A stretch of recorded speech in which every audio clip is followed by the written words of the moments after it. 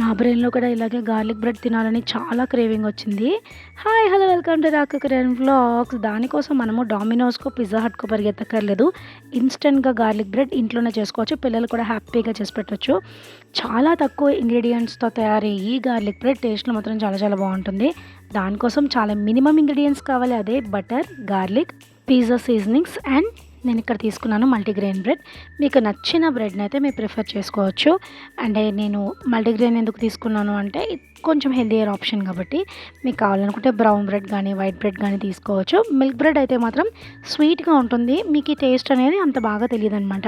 And ఇక్కడ నేను garlics అంత చిన్న చిన్నవి అంత గ్రేట్ చేయాల్సిన అవసరం ఉందా? ఎందుకంత కష్టపడుతున్నా అంటే ఇది కొంచెం పీసెస్‌గా తగిలితేనే బావుంటుంది.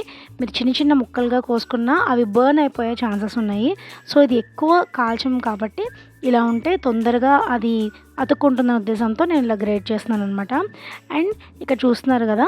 ఇది నేను జస్ట్ 2 బ్రెడ్స్ కోసం చేస్తున్నాను. లేదు మీరు చాలా ఎక్కువ క్వాంటిటీ చేస్తున్నారు లేదా బ్రెడ్ ప్యాకెట్ మొత్తం మీరు చేసుకుంటున్నారు ఇంట్లో అందరి కోసం అనుకుంటే మీరు ఎక్కువ గార్లిక్ క్లోవ్స్, ఒక గుప్పెడు గార్లిక్ క్లోవ్స్ తీసుకొని మిక్సీ పట్టుకొని కూడా చేసుకోవచ్చు. అండ్ దెన్ ఇక్కడ గ్రేట్ చేసిన గార్లిక్‌లో కొద్దిగా బటర్, ఇంకా ఆరిగానో అండ్ చిల్లీ ఫ్లేక్స్ వేసేసి నేను దీన్ని ఇలా మిక్స్ చేసేస్తున్నాననమాట. మన చేతిలో చేసుకోగలిగే కెపాసిటీ ఉన్నప్పుడు బయటికి పరిగెట్టి తినడం కన్నా హెల్తీయర్ ఆప్షన్ చూస్ చేసుకోవడం అనేది నా థియరీ అనమాట. అలా అని బయట తినమా అని కాదు, బయట కూడా తింటాను. కాకపోతే అక్కడ తిని వచ్చింది ఇంట్లో దాన్ని ఆల్టర్నేటివ్ ఏదైనా చేసి ఆ ఎక్స్పెరిమెంట్ చేసి అందరి మీద ప్రయోగించకపోతే నాకు నిద్ర పట్టదు. సో అదనమాట సంగతి.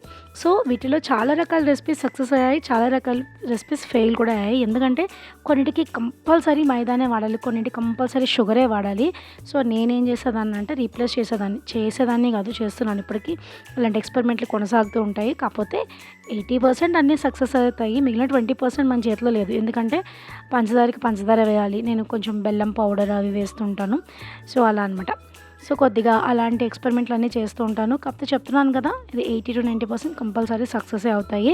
అండ్ ఇక్కడ నేను చూస్ చేసుకున్న బ్రెడ్ ఇది మల్టీగ్రెయిన్ కాబట్టి గ్లూటెన్ ఎలర్జీ ఉన్న వాళ్ళు కానీ, మైదా అంటే తినని వాళ్ళు కానీ ఎవరైనా సరే హ్యాపీగా చేసుకోవచ్చు. మీరు కూడా ఈసారి ట్రై చేయండి.